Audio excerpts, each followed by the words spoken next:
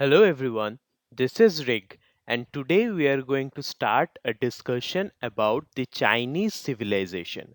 This video has been made in accordance to the ICSE syllabus of Class 6. However, if you are interested in history or if you are a school student from any other board, you can definitely go through this video. It will be very useful to you.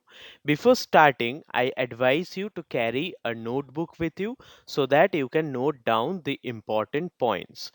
In our last videos, we have discussed about Mesopotamian civilization, Egyptian civilization, and also Harappan civilization.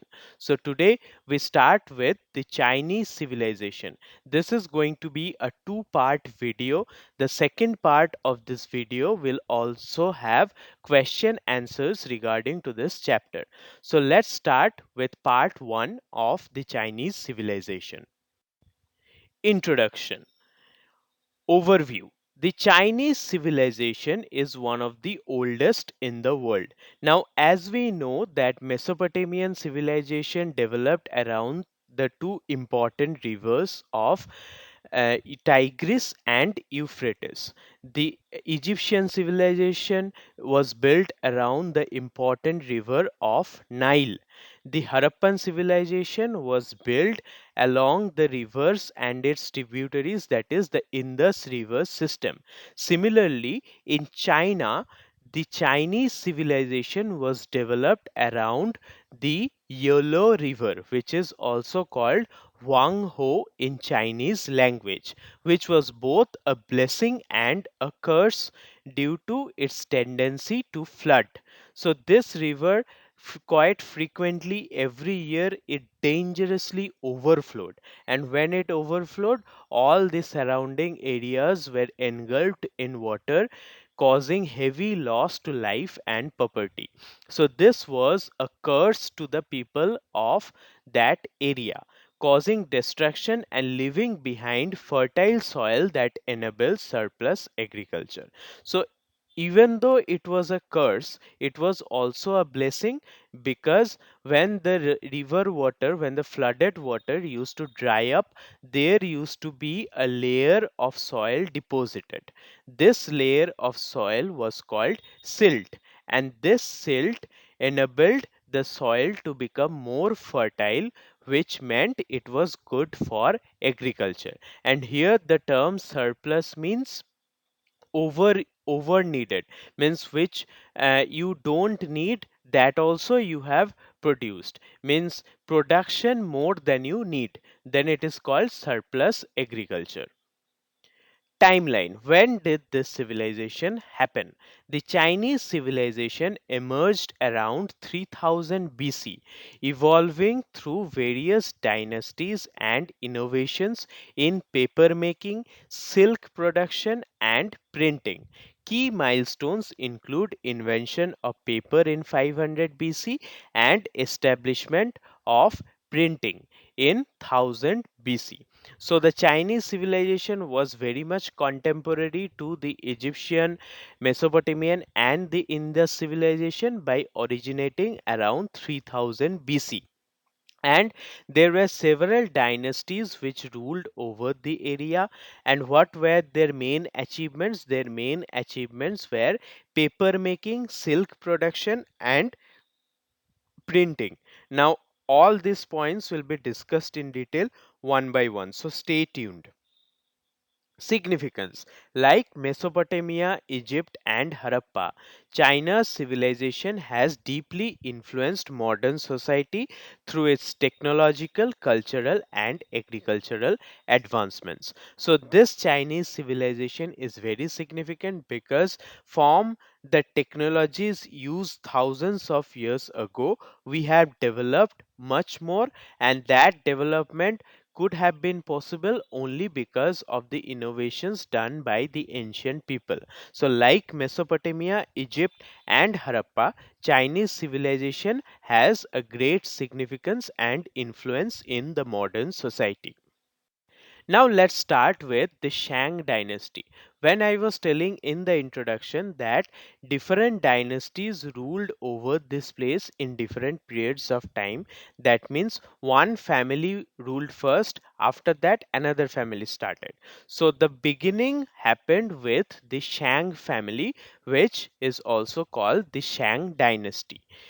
Time period. The Shang dynasty ruled from approximately 1600 BC to 1100 BC. So, this was the first proper political organization in the Chinese civilization. That is the Shang dynasty, who started their rule from around 1600 BC and ended their rule in around 1100 BC. That means they ruled for approximately 500 years. Now, what was their contribution and how was their political structure? The Shang rulers established a centralized authority with the powerful king at the helm. So, king was the main controller of the entire kingdom. Means the king was at the helm. Helm means at the top. So all the authority was centralized. Centralized means everything was controlled from the center. That is, everything was controlled by the king. The king controlled the nobility, military, and religious institutions. So, what were the fields in which the king exercised his power? The first field was nobility. Nobility means important people in the kingdom who were very powerful. So king had control over the important people in the kingdom, and these important people were mostly rich businessmen or ministers who were also members of the royal family, means relatives of the king. In different places the relatives of the king held major powers, so they were the nobility. King had control over nobility, king had control over the army, which is the military, and the king also had control over religion and religious institutions. Achievements. What were the achievements of the Shang dynasty? Development of a writing system and refinement of bronze casting. So, the main achievement of the Shang dynasty was to write. They invented the Chinese script, and so they could write their achievements, and from their writing we come to know about them today. And there was refinement of bronze casting, how to make things out of bronze, that is bronze casting. So this Sang dynasty people very much improved by doing frequent research on bronze casting, leading to the creation of ceremonial vessels and weapons. So they could make beautiful vessels. As we know, China is famous even today for beautiful pottery and vessel works. Porcelain came from this period. So the Shang dynasty people knew how to create ceremonial vessels, means vessels which were used for special occasions or ceremonies, and also they knew how to make very good quality weapons. And because of these advancements they could consolidate the dynasty's power, so they became so much powerful because of these technological advancements. Religious beliefs. The Shang dynasty practiced ancestor worship and held elaborate rituals and sacrifices to communicate with their deities. So they practiced ancestor worship, means worshipping their predecessors who were there before them. So it was a form of human worship only, but worship of the predecessors. So they worship their elders who may have died long before. So, and to maintain this worship, they did rituals which involved sacrifices. And through these rituals, they believed that they could communicate with their deities. Deities means gods. So it was a medium, it was a way through which they believed that they could communicate with their gods. And from this, we get an insight into the spiritual connection of the Shang dynasty people with their ancestors. Next up, we have the Chou dynasty. Now, Chou dynasty ruled for a longer period than the Shang dynasty time period. The Chou dynasty succeeded the Shang around 1100 BC and lasted until 256 BC.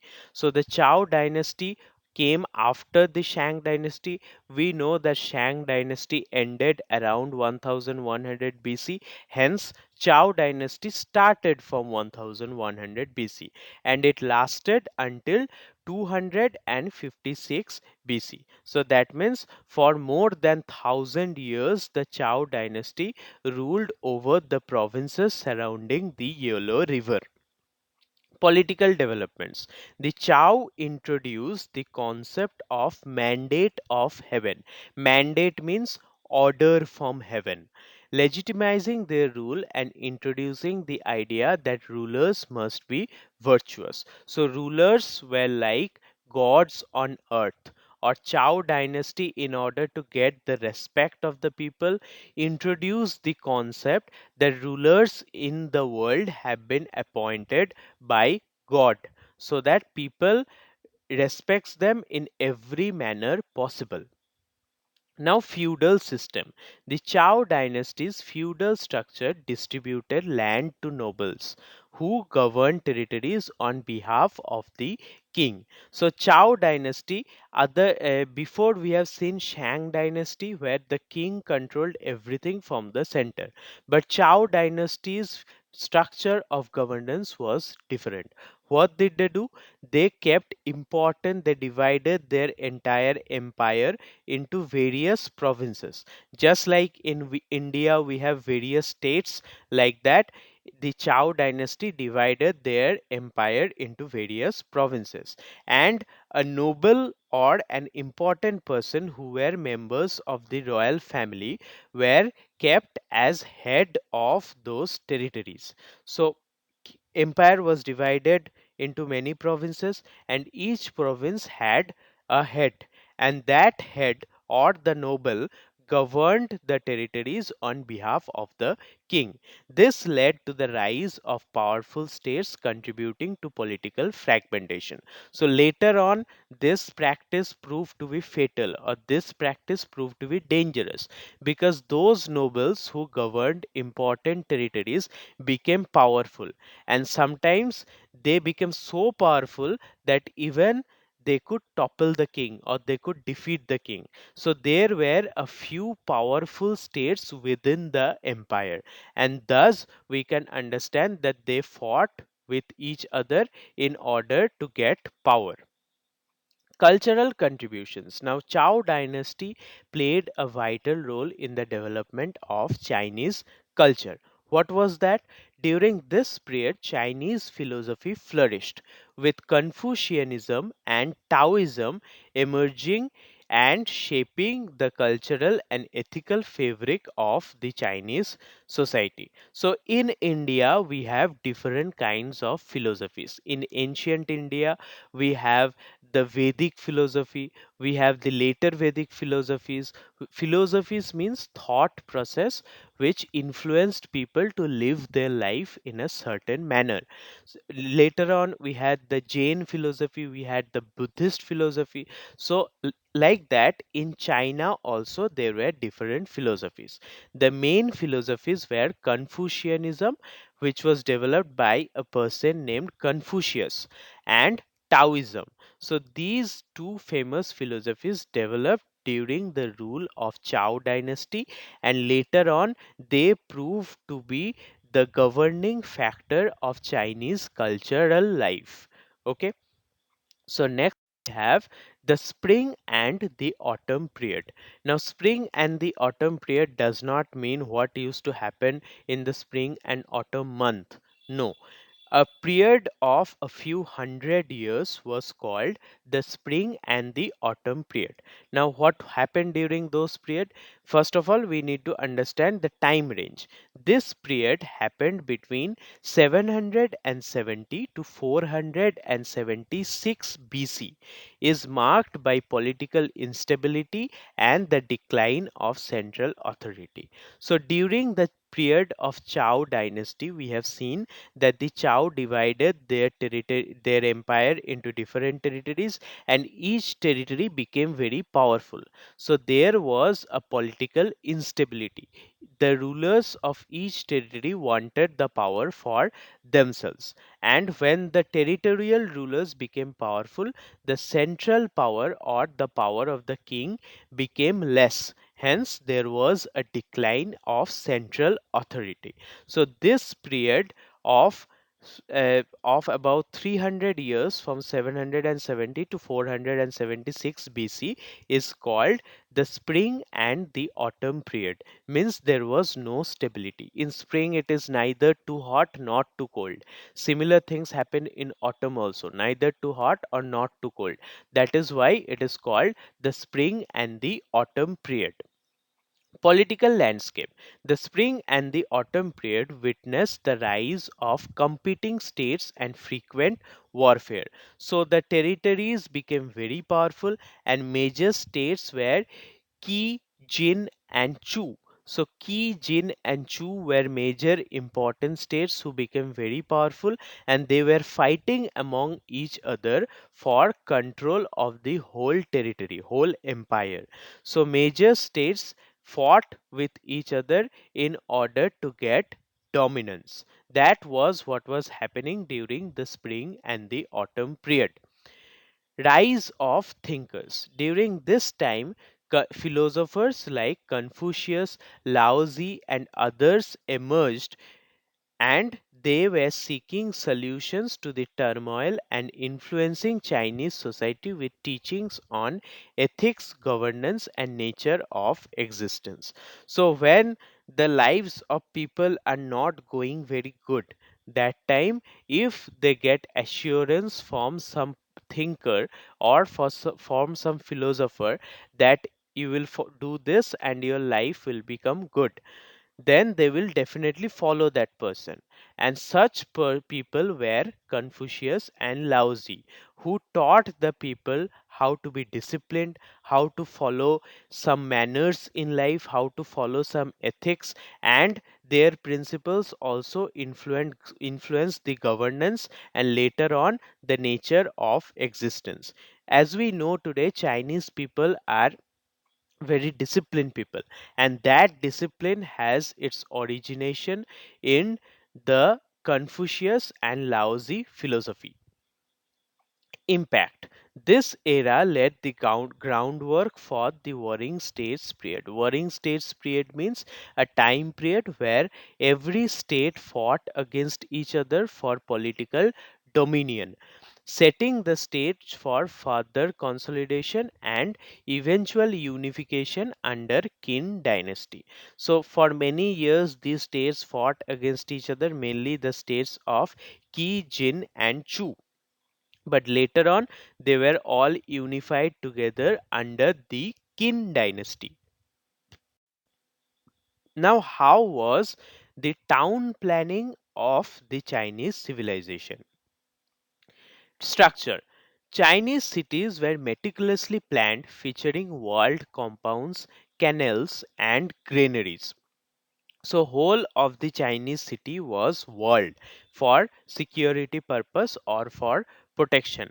They had canals inside their compounds so that water is very much properly available.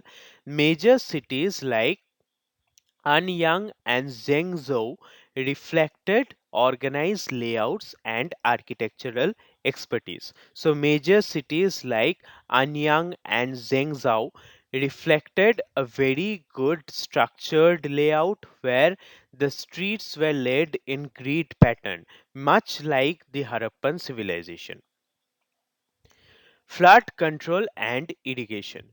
The Chinese implemented flood control measures and developed irrigation systems along the Huanghe to support agriculture and prevent devastating floods. So the Chinese people viewed Huanghe River or the Yellow River both as a curse and as a blessing. Why was it said to be a curse? it was a curse because it used to flood every year, and that flood caused very much damage to life and property of the people. So in order to control the flood, they implemented the flood control measures, and that was basically building of dams and irrigation systems. Irrigation system means drawing channels or digging channels from the river so that the water flows or overflows out in a controlled manner, and life loss would be less. So that was the irrigation system which was built along the Huangho River to support agriculture and prevent devastating floods. Architecture. Cities featured wooden buildings and complex drainage system, showing early expertise in urban planning and public infrastructure. So what is public infrastructure? Public infrastructures are the things which are commonly used by public and it is very beneficial to them. So cities featured wooden buildings and they had very good drainage system. Now without drainage system there will be diseases in the city because the wastewater needs to be driven out of the cities. So for that purpose there were very complex drainage system, and that shows that people had an expertise in urban planning and also how to make public infrastructures. Military and defense. Now people cannot live without a guarantee of security. How was that security given to people? That security was in the form of fortification with walls and moats. Moats means uh, along the wall there will be a water channel, there will be a water body which will surround the city, and because of that water body the people or the attackers or invaders will have difficulty in attacking the cities. You can see in this picture there is a water body along the wall, so it is very difficult to cross this water body and attack the city. So that was the function of moat. And in many places, moats were often filled with crocodiles and snakes in order to protect the city even further. So that was the function of fortification and moats, and that reflects the constant need for defense against invasions and conflicts among the states. So thus there was a proper security system in the town planning of the ancient Chinese civilization. Society. How was the society? How did the people live? How was the relationship between different kinds of people? Class structure. Chinese society was hierarchical with nobles and scholars at the top. So, the educated people and the important people, who are the nobles and the scholars, they were at the topmost status of the society. They were the VIPs in the society, followed by peasants and artisans. Next, we had the peasants who were the farmers and artisans. Artisan means people who were both artists and smiths. So they had a artistic quality and they were also workers. So those people are called artisans. And merchants. Merchants means people who used to participate in trade and other commercial activities. So farmers were respected for their role in food production. Without food, no people can survive. Now, unlike other civilizations like Mesopotamia and Egypt, where farmers were not at all given any kind of respect, we see Chinese civilization in a very good manner because they used to respect their farmers for their role in food production. Now, family dynamics. How was the family? Families were organized with strong patriarchal structure where elders were respected. So, families were mainly patriarchal, means the eldest male member of the family was the head of the family, and elders were very much respected in the Chinese society. What were the values and beliefs of the people? In the values and beliefs, we will have to go through the philosophies. So Confucianism promoted social harmony, and it also promoted respect for elders, hard work, and honesty. Tao, Taoism advocated balance and harmony with nature, shaping social and moral values in Chinese society. So Confucianism was a Chinese philosophy whose main objective was to promote social harmony, means so that people can live in peace.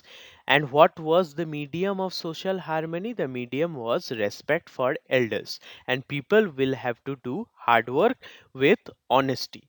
And Taoism was the philosophy which connected nature with human activities, and so there was a harmony with the natural elements, shaping social and moral ethics or discipline in the Chinese society. Now, gender roles. Male dominated the public life, hence, the society was patriarchal, while women were expected to maintain the household and uphold family values. So, women mainly did household works and they upholded the family values, reflecting a gender division of labor. So, labor was basically divided on the basis of gender. There were a few activities which was reserved for men in particular. They were the powerful activity or the decision making activities, and the household activities were for the woman. So thus there were gender divisions in the Chinese society, with male normally having the higher positions. How was the economy? What was the financial system? How did trade happen? And how did the people value money, or how was their knowledge in finance? That all comprises economy of a civilization. So agriculture. The Chinese economy was predominantly agrarian. Agrarian means the main work of the Chinese people were agriculture. And what were the commodities of agriculture? Rice was the main production. Next came wheat, and after that came barley and other staple crops. Staple crops means base crops. Advanced tools like iron plows and water powered mills increased productivity. So, iron plows means digging of soil with an implement, digging so that farming could be easier. So, with the help of iron plow, the digging was done very much effectively. Therefore, there was technological advancements in the field of agriculture with iron plows or water powered mills.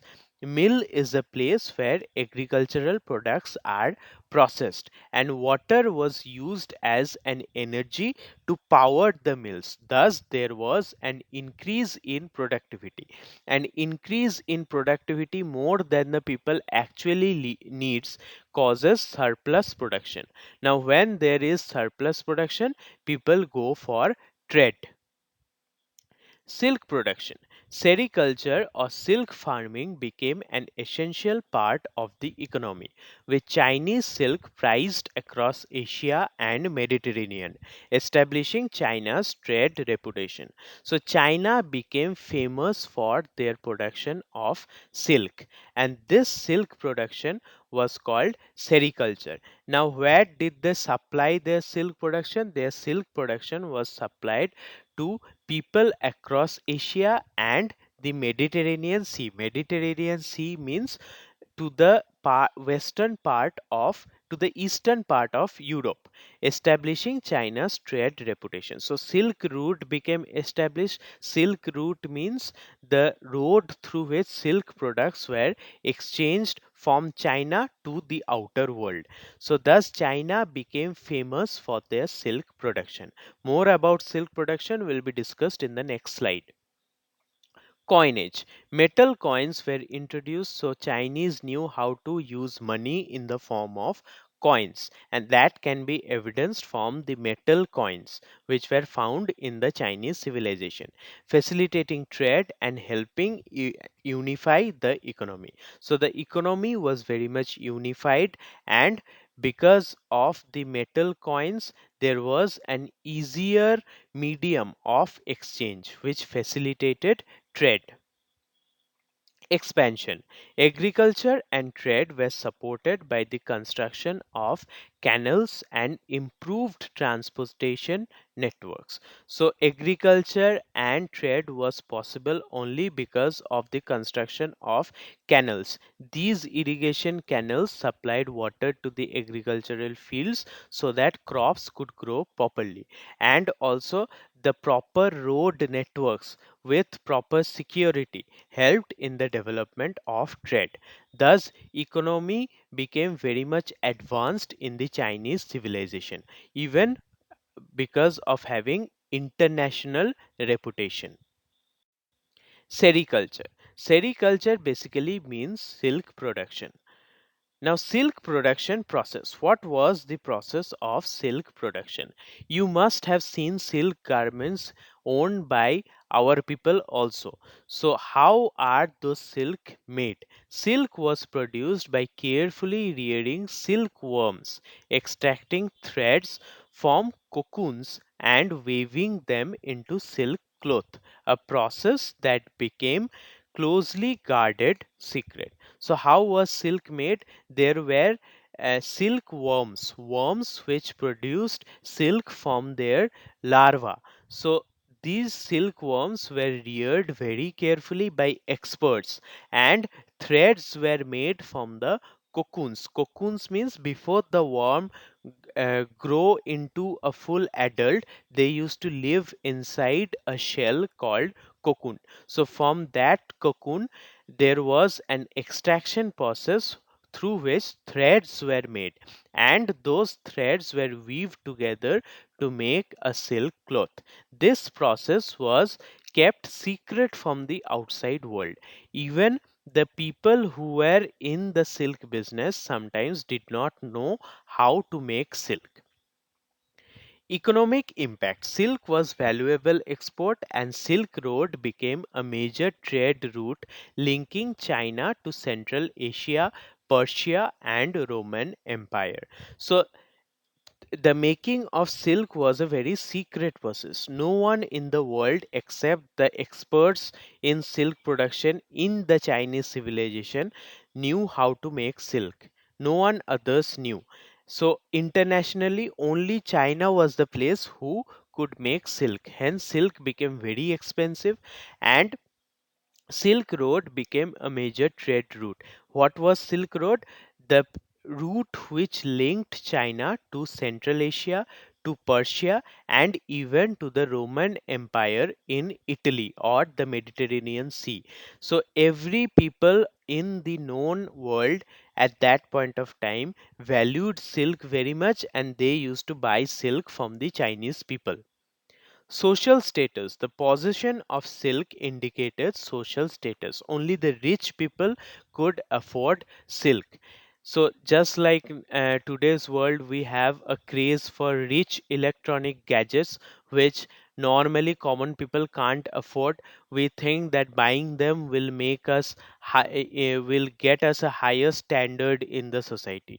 Similarly, the Chinese people, the world at that point of time viewed silk as a medium of indication of social status, and therefore the people who wore silk were viewed as rich and culturally advanced people. Thus silk became a possession for the rich, and China had a monopoly for silk production. Monopoly means only China could produce silk, no one else in the world. Technological innovations. Over centuries, techniques in sericulture evolved. Now, over centuries, they developed more in the mode of silk production, enhancing silk quality and reinforcing its cultural and economic significance. So, suppose a person who is rearing cocoon did not know how to extract thread. A person who extracted thread from the cocoon did not know how to rear cocoon, and the person who is weaving with those threads did not know how cocoons are kept or how thread is extracted. So similar like that, in every process of silk production, there used to be different people, and those different people did not know anything other than their own job. And that is how sericulture, or the production of silk, was kept as a secret even by the Chinese themselves. Therefore, this is a very good example of how to increase the price of a good by decreasing its productivity. That was all for today, and in the next slides we will discuss about, in the next part of this video we will discuss about art and craft, trade, religion, Chinese script, architecture, impact of the Chinese civilization, and also how did the Chinese civilization decline. And along with that, we will also give you the important question answers which will be good for you in your exams. So please stay tuned until you watch the next video. As always, please support me so that I can bring brighter contents in future. Thank you so much for your love and support.